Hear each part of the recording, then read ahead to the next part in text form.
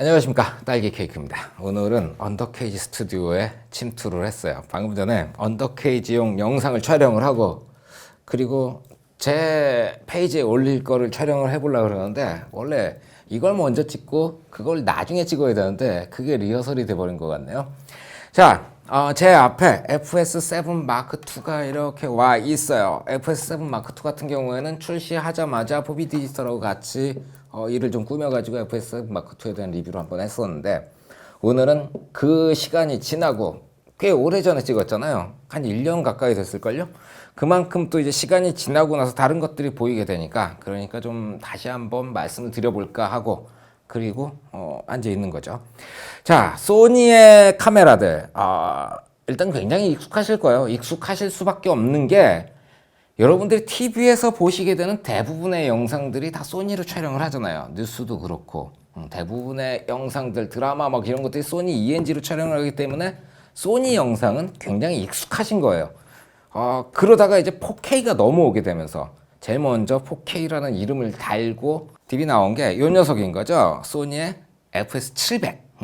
뭐 FS100도 있었는데 FS100은 요 앞덩어리가 조금 더 작아요. 그래서 이게 짜리몽땅한 FS100이 있는데 걔는 4K랑은 관계가 없으니까, 얘가 4K라는 이름을 걸고 우리가 살 수 있는 가격대에서 뭐 FS가 아니군요. F5나 F55나 이런 애들, F55만 해도 가격이 상당하니까 그거는 리스트에서 빼버리고 이 녀석부터 살펴보자는 거죠.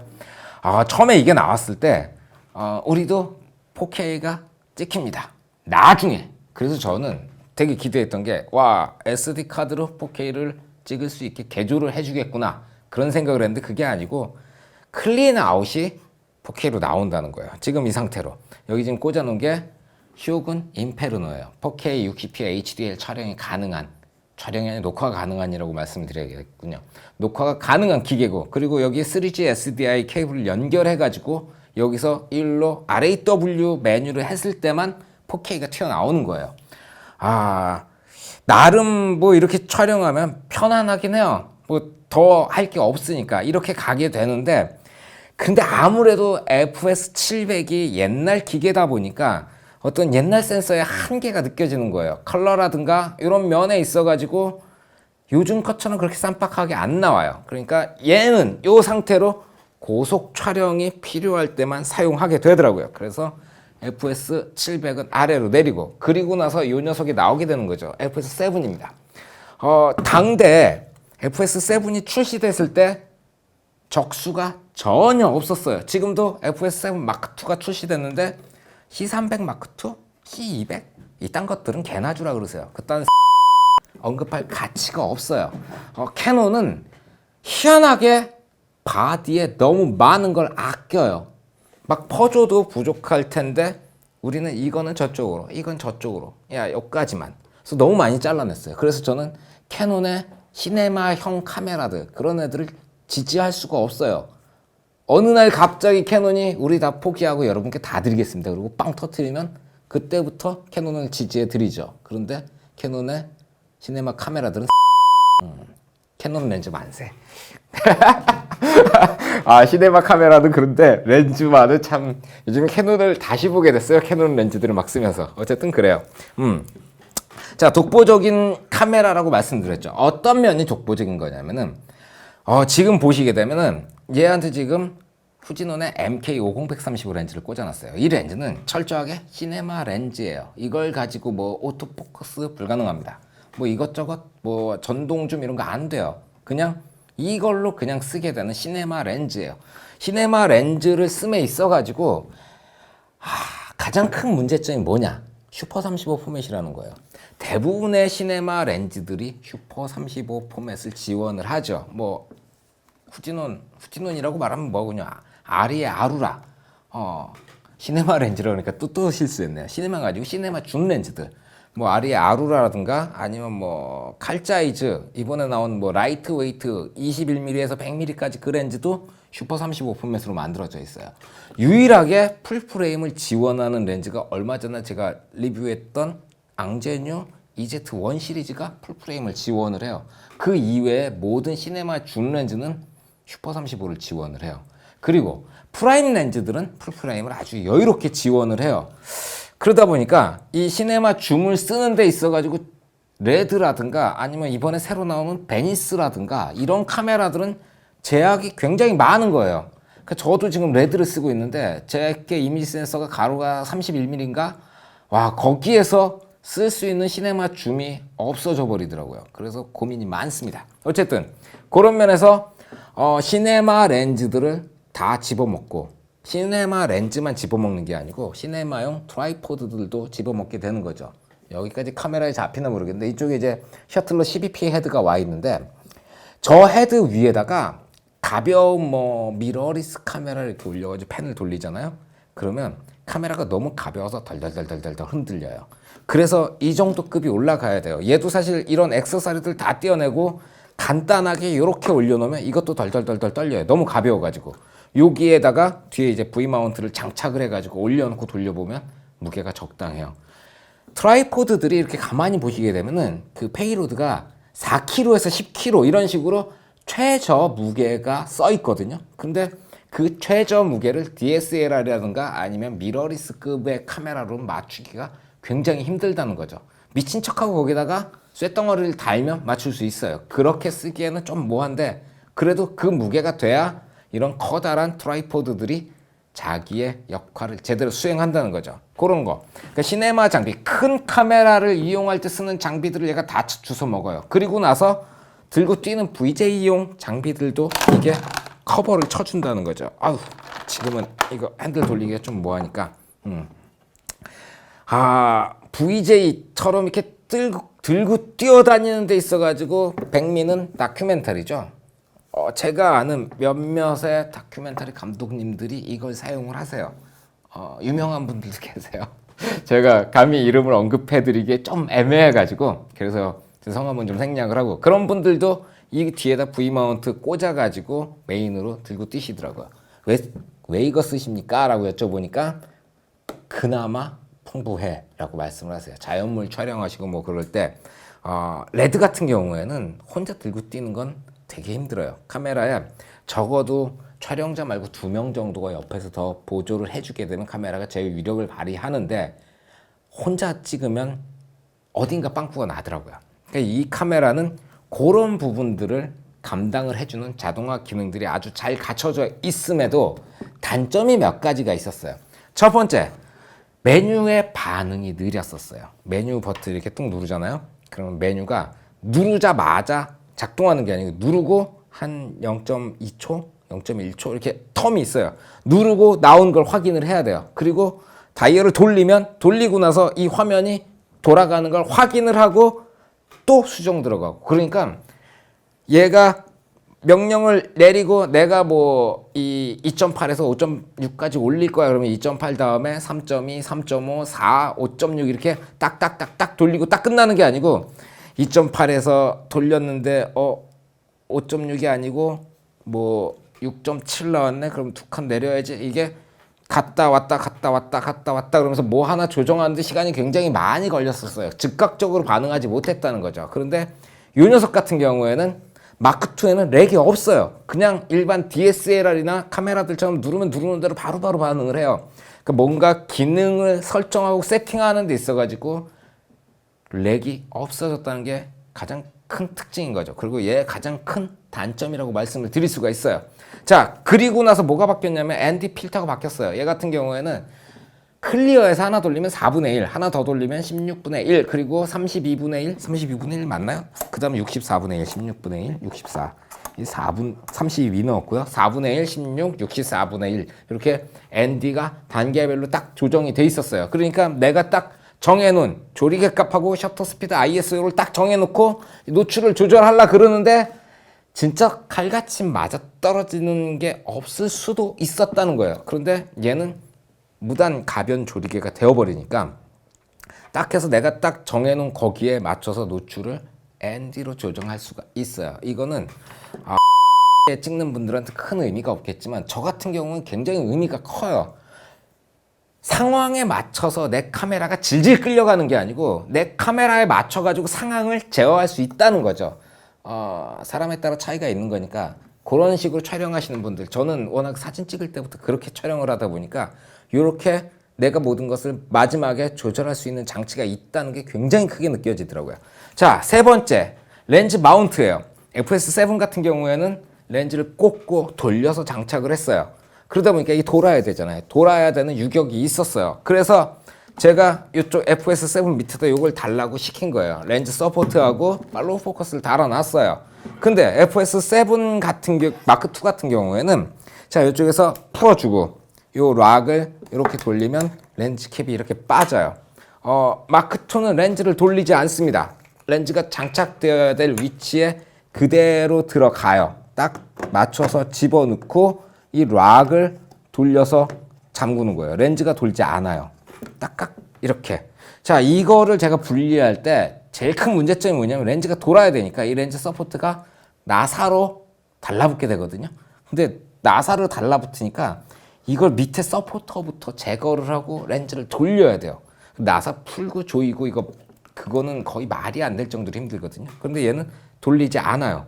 그냥 앞뒤로 빠지니까 이런 식의 시네마형 렌즈랑 똑같이 장착을 할 수가 있어요. 자, 그리고 이렇게 장착해 놓은 상태에서 포커스를 돌린다. 그러니까 뭐 그 줌아웃, 줌인 이것도 있지만 포커스 아웃, 포커스 인처럼 이렇게 포커스가 여기만 딱 들어가는 장면 같은 걸 촬영을 한다. 그때 얘는 그냥 이렇게 이 상태로 보조 장비 없이 돌리면 포커스가 쏙 들어가요. 근데 얘를 이 밑에 렌즈 서포트 없이 돌려버리면 이게 유격이 있어가지고 덜덜덜덜 거리면서 움직여요. 그거를 그냥 이 상태로 완전히 해결할 수 있다는 거죠. 이것처럼 밑에 로드라든가 렌즈 서포트 팔로우가 없이도 포커싱 하는 데 있어가지고 상당히 안정적인 영상을 얻게 해줘요. 자, 그리고 짜잘한 것들이 좀 남았는데 여기 오른쪽에 이제 마이크 홀더가 있죠. 마이크 홀더가 빠지기도 하고 돌기도 해요. 필요한 각도에 따라서 맞추고.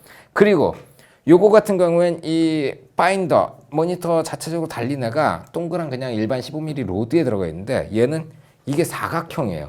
요거는 찍다 보면은 이 파인더가 이렇게 정면에서 봤을 때 이게 어느 날 이렇게 돌아가 있어요. 그러면 카메라는 이렇게 보고 있는데 파인더가 이렇게 있으니까 아히 그러면서 이걸 맞추고 막 이러는 게 상당히 스트레스였어요. 별거 아닌데 스트레스 꽤 많이 받게 돼요. 근데 얘는 사각형이다 보니까 이 각이 평형하게 유지가 돼요. 자, 그리고 이거를 파인더로 이렇게 들여다보다가 안을 그 모니터를 봐야 될 때, 크게 넓게 봐야 될 때 이렇게 제꼈었어요. 이러고 보는데 보통 VJ용 캠들은 이렇게 해서 그냥 보고 찍잖아요. 이 상태를 유지하고 싶다. 그러면 이걸 뭐라고 불러야 될까요? 매그니 파인더? 이런 거 필요 없다. 그러면 요거 커버만 따로 나왔어요. 와, 이거 진작에 좀 뽑아주지. 제가 아마 이거 있었으면 FS7에 아직 계속 남아있을 수도 있어요. 후드가 들어갔어요. 이런 식으로. 그래서 후드가 들어가가지고 트라이포드에 올려놓고 이렇게 들여다보면서 그냥 편안하게 촬영하실 수 있는 액세서리들이 들어갔다는 거죠. 이게 저기 안 달라붙나요? 해봅시다. 달라붙겠지 설마? 이게 안 달라붙으면 욕을 먹어야죠. 예, 달라붙었어요. FS7에도 달라붙습니다. 소니에서 저것만 따로 팔겠죠? 그리고 가격은 미친 듯이 비쌀 거예요. 이건 안 봐서 비디오죠. 아우, 이것만 한 20만 원 하는 거 아닌가 모르겠네요. 어쨌든 요거 참 마음에 드네요. 자, 요런 부분들 변했고 또 뭐 있나요? 또 뭐 없는 것 같아요. 제가 전에도 이렇게 이래저래 살펴봤는데 그 이외에는 똑같은 것 같아요. 그리고 몇몇 부품들이 싸 보이는 소재로 바뀌었다라고 생각했는데 막상 또 이렇게 세븐하고 마크2를 이렇게 옆에다 갖다 놓으니까 부품 소재도 똑같은 것 같아요. 그런 것들은 뭐 딱히 차이가 없지 싶습니다. 자, 여기까지 특징하고 장점 뭐 그런 것들에 대해 말씀을 드렸어요. 근데 이제 단점에 대해서도 말씀을 드려야 되겠죠. 첫 번째 단점이 뭐냐면 내구성에 관련된 부분이에요. 이 카메라가 한 돈 1,000만 원 하잖아요. 싸잖아요. 제 카메라 같은 경우에 새로 나왔을 때 29,000불, 그게 제일 싸구려 모델이었거든요. 그리고 뭐 이번에 나온 베니스 같은 경우는 바디만 4,000이고 필요한 만큼 액세서리라든가 추가 장비를 구입하면 7,000만 원 나갈 거라 그러더라고요. 고작 1,000만 원입니다. 1,000만 원에 이 모든 게 다 들어가 있어요. 얼마나 쌉니까? 그러다 보니까 내구성이 그닥 좋지가 않아요. 일반적으로 개인이 보유하신 경우에 뭐가 망가지는 경우가 그렇게 많지 않은데 이게 렌탈샵에 나갔을 경우에 완전 걸레가 돼가지고 AS 들어오는 걸 몇 번을 봤어요. 이 쓰는 사람들이 막 돌려가면서 쓰고 이러면은 버텨내질 못하더라고요. 저는 제가 이걸 갖고 있을 때 어느 부분에 고장이 났었냐면 이 렌즈 마운트 부분이 많이 나갔었어요. 저 28 135 렌즈 꽤 무겁잖아요. 그걸 달고 뚫레 뛰어다니다 보니까 어디에 렌즈가 부딪혀가지고 이쪽에 문제가 생기고 그런 경우들이 있었어요. 이걸 풀러보게 되면 요 나사 4개 풀면 커버가 떨어지거든요. 그 안에 보면 나사가 6개 있었나? 십자 드라이버 안경 나사로 풀면 되는 그 동그란 링이 있어요. 그게 이 앞쪽 부분을 버티고 있는데 그 부분의 내구성도 좀 의심스럽고, 이 안에 보면은 이게 모듈 형식으로 만들어져 가지고 안에 이 기판들이 많이 있어요. 그리고 그 기판 사이를 이 테이프처럼 생긴 와이어 있잖아요. 그걸로 이렇게 꼽게 되어 있는데 집어던지게 되면 그것들이 쑥쑥 빠지겠죠. 그래서 잘 망가져요. 그러니까 조심해서 사용하셔야 된다는 거죠. 그리고 또 뭐 단점이 있으려나요? XQD 쓰는 거? 예전에 XQD도 비싸다고 생각했는데 카메라 바꾸고 나니까 XQD는 좀 저렴한 메모리인 거예요. 배터리. 이것도 좀 아쉽긴 해요. 자, 이쪽 게 MP-F770. 이게 U30. 앞에 뭐가 붙죠? PP-U30. 배터리예요. 요거는 7.4V인가 그렇죠? 맞을 거예요. 왜 안 보이니? 정품인데 7.2V. 7.2V에 4200mAh고요. 요 녀석 같은 경우에는 왜 안 보여? 위에 써 있나요? 14.4V에 1.95Ah, 28Wh 와트아워. 제가 이 전기만 나오면 헷갈려요. 자, 어쨌든 이거는 7.4V고 얘는 14.4V예요. 카메라 같은 경우에는 프리볼트로 이게 12V부터 30V인가? 뭐 그래요. 이 뒤에 보게 되면은 여기 아답터 구멍이 있거든요. 여기다가 아답터를 연결하면 되고, 저 같은 경우에는 그거 XDCA FS7이라는 기계가 있어요. 이게 오래됐는데 아직도 한이 맺혀가지고 이름이 기억나네요. 이 뒤에다 이렇게 붙여가지고 V마운트 배터리 붙이고, 그리고 뒤로 RAW 데이터 뽑아내고 그러는 기계가 있어요. 그게 새 거가 한 250만 원 정도 해요. 그게 FS7에도 달라붙고 마크2에도 달라붙어요. 아이고, 어쨌든 그 녀석을 안 써도 요걸 통해 가지고 V마운트 배터리에서 배터리를 공급할 수가 있어요. 그리고 이거 좀 개선 좀 하지. 이 고무 커버가 이렇게 달려 있잖아요. 조금 개선이 됐네요. 어쨌든 여기다가 아답터를 꽂게 되는데, 아답터랑 배터리 그런 걸 꼽으면 요 고무가 텐션이 있어가지고 이걸 계속 눌러요. 여기 한번 충격 받으면 좀 무지하게 깨져요. 이게 유일한 그 밖에서 들어오는 전원이다 보니까 이거, 그래서 저는 이렇게 위로 올려가지고 테이프를 붙여서 썼었거든요. 어쨌든 여기 관리 잘 하세요. 자, 그런 식으로 V마운트를 별 문제 없이 여기다 꽂아야 된다는 거죠. FS700 같은 경우에는 제가 외부 전원을 끌어들이질 못했어요. V마운트가 있는데도 불구하고 요 옆에 파워가 들어가는데 이게 소니 핸디캠 아답터 구멍이라서 얘한테는 외부 전원을 끌어들여 본 적이 없는데, FS7 같은 경우는 외부 전원을 사용하는데 굉장히 수월해요. 뭐 그런 것들. 꺼내놨으니까 말씀드린 거예요.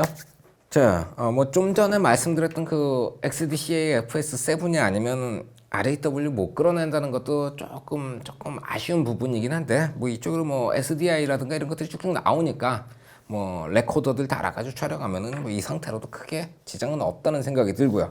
그리고 또 뭐가 있을까? 요거를 빼가지고 이 뒤에 액세서리를 달게 되는데, 다른 회사의 그 V마운트를 꼽는 거는 아무 문제가 없는데 틸타 거를 꽂으면 여기를 까먹어요. 이게 마그네슘으로 만들었는데 틸타를 꽂으면 이게 여기 들어오면서 이 부분을 부셔버리는, 양쪽에 조그맣게 2개를 부시거든요. 그러니까 틸타는 붙이지 마세요. 그래서 이렇게 쓱 보면은 렌탈샵에 있는 카메라들은 여기가 다 나가 있어요. 다 초기에 틸타를 사가지고 그걸 붙였던 그게 있어가지고. 자, 이 정도면 제가 FS7 마크2에 대해서는 어지간한 건 다 말씀을 드린 것 같아요.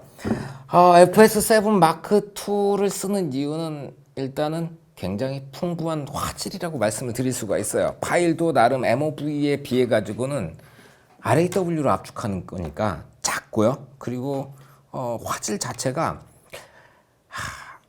오리지널 시네마 카메라들에 근접하는이지 그걸 뛰어넘거나 그거나 같다고 말씀드릴 수는 없는데 그나마 상당히 부드럽고 유연한 화질을 가지고 있어요. 그게 이제 장점이라고 말씀을 드릴 수가 있고 시네마 카메라처럼 시네마용 장비들을 다 적용할 수가 있고 그리고 VJ용 카메라처럼 운영도 가능해요. 그러니까 양쪽 어느 면으로 사용을 하시든지 간에 운영이 가능한 두 얼굴을 가진 맞는 카메라이기 때문에 그런 거죠. 그리고 이 등급, 요 정도 성능을 가진 카메라 중에서 대체할 만한 기종이 없어요. 거기에 후지논의 MK 렌즈를 달면 천하무적이 돼버려요. 이 정도 가격에서 이 정도 화질을 쫓아올 수 있는 카메라 자체가 아예 없어지는, 이건 후지논 전용 렌즈예요. 소니에서 나온 28-135라든가 이 새로 나온 렌즈들 있죠. 그것도 후지논에서 만들어줬다 그러는데 얘랑 비교했을 때 걔들은 무색, 무취, 무미 그런 느낌이에요. 이것들은 상당히 시네마적인 그 맛이 강하게 세팅이 되어 있어요. 근데 이거보다 더한 놈들하고 비교해보면 조금 딸리는 것도 사실이긴 해요. 그래도 가격을 생각해보면 하나에 500 몇십만 원 하잖아요. 이 가격에 시네마 줌 렌즈를 산다는 건 말이 안 되니까 뭐 그런 면들이 좀 있긴 하죠. 구입을 망설이시는 이유는 딱 하나밖에 없을 것 같아요. 돈! 1,000만 원 때문에 망설이실 것 같아요. 저도 처음에 이거 카메라 살 때 돈이 없어가지고 400만 원 정도를 그 은행에서 꿔가지고 샀거든요. 근데 한번 이렇게 올라오고 나니까 이 영역에서 위로 계속 올라가게 되더라고요. 그래서 저도 DSLR 계통을 계속 썼으면은 시네마 카메라 같은 것들 엄두를 못 냈을 텐데 이 정도 쓰고 나니까 뭐 할 수도 있겠다라는 생각이 드는 그런 일이 있었어요. 그러니까 제가 볼 때는 돈 문제가 아니시라면 그냥 FS7 마크2로 오시면 굉장히 만족하실 것 같아요. 동급에서 경쟁자가 없고 대체할 카메라가 없는 소니에서 만들어낸 거지들을 위한 최고의 솔루션 FS7 마크2였습니다. 수고하셨습니다. 오늘 여기까지만 하죠. 필승!